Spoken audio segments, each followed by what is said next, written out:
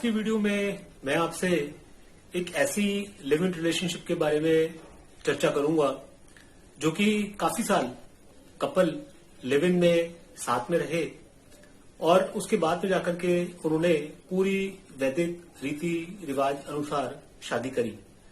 दोस्तों, हिंदू वैदिक ज्योतिष शास्त्र के अंदर में ऐसे किसी भी योग की कहीं पे भी कोई वर्णन करके ना बताया गया ना समझाया गया।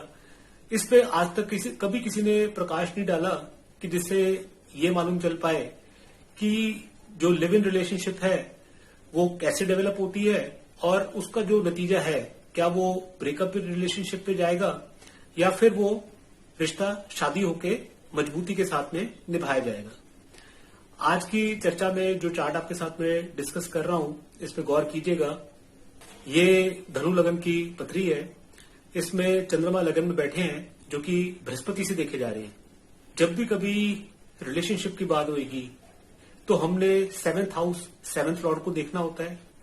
हिडन रिलेशनशिप के बारे में बात होगी तो 8th हाउस 8th लॉर्ड को देखना होता है। 12th हाउस और 12th लॉर्ड को देखना होता है।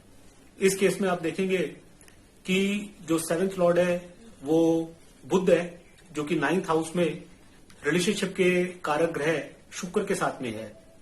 बृहस्पति से ये दोनों देखे भी जा रहे हैं और जो चंद्रमा है वो 8th हाउस का स्वामी होकर के लगन में बैठा है और वो भी बृहस्पति से देखा जा रहा है। तो हुआ ये ऐसा कि राहु की महादशा में राहु कुंडली में 12वें भाव में है तो 12वें भाव का कनेक्शन वक्री बृहस्पति के साथ में बन गया। जैसे मैंने अभी बताया 8th हाउस 12th हाउस यहां बैठे ग्रह ये हिडन रिलेशनशिप्स के बारे में प्रकाश डालते हैं और उससे ये चीज समझ में आती है कि इनकी चलती दिशाओं के अंदर ये रिश्ते डेवलप हो भी जाते हैं और बहुत बारी ब्रेकअप पे भी कन्वर्ट हो जाते हैं और कुछ कम केसेस के अंदर में ये शादी में कन्वर्ट हो पाते हैं। इस केस के अंदर में जो वक्री बृहस्पति है उसने 12वें भाव में बैठे नीच के राहु को जो देखा तो उसके चलते इनका ये हिडन रिलेशनशिप जो है वो डेवलप हुआ। हालांकि ये रिलेशनशिप हिडन तो नहीं था, दोनों की फैमिलीज में मालूम था कि ये दोनों लिव इन में साथ में रह रहे हैं अपने शहर से दूर जाकर के। दोनों वर्किंग थे। ये रिलेशनशिप राहु में बृहस्पति की दशा के चलते उसकी शुरुआत हुई। जैसे मैंने अभी बृहस्पति का रोल क्लैरिफाई किया 8th हाउस 8th लॉर्ड के साथ में 12th हाउस के साथ में, तो उसके चलते ये लिव इन में रहने इन्होंने शुरू किया। ये लिव इन रिलेशनशिप कई साल तक चली। ये 2009 से जो शुरू हुई तो 2015 में जाकर के इन्होंने अपना शादी करके इस रिश्ते को पक्का किया। दोस्तों, जब भी कभी लिव इन रिलेशनशिप की बात आती है तो ये बात मन में आती है कि क्या ये रिश्ता या इसका जो नतीजा है वो ब्रेकअप पे जाके खत्म होगा या वो शादी होकर के कंप्लीट होगा। इस केस में जो बृहस्पति है वो रेगुलराइज कराता है, वो उस रिश्ते को पक्का करता है, शादी के अंदर में उसे कन्वर्ट करता है। बृहस्पति पंचम भाव में है, वक्री है और इसका जो राशिश है वो है मंगल जो 6th हाउस में राहु केतु एक्सेस में आ गया। जिसके चलते हुआ ये कि जिनके साथ में ये लिव इन रिलेशनशिप में रहे इतने साल, इस बीच में लड़की ने 2 बारी कंसीव किया और दोनों ही बारी उसे उस बच्चे को अबॉर्ट कराना पड़ा क्योंकि बृहस्पति वक्री था और उसका जो राशिश है मंगल वो 6th हाउस में राहु केतु एक्सेस में आने की वजह से वो ऐसा हुआ।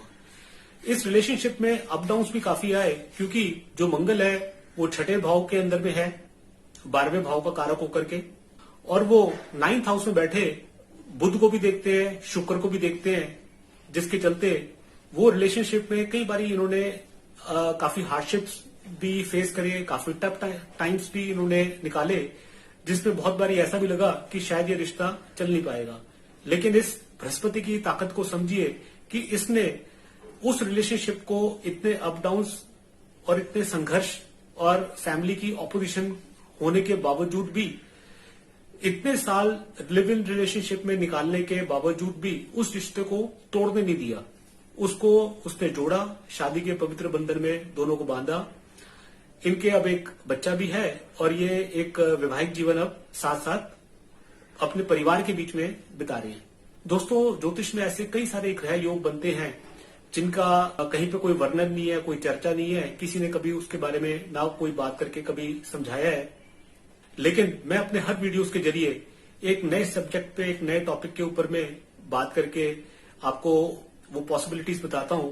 जीवन में कई सारी ऐसी हमारे घटनाएं घटती हैं जो हमारे को ये सोचने पे मजबूर करती हैं, विवश करती हैं, और हमारे मन में वो सवाल हमारे को घेर लेते हैं कि इस रिश्ते का नतीजा क्या निकलेगा।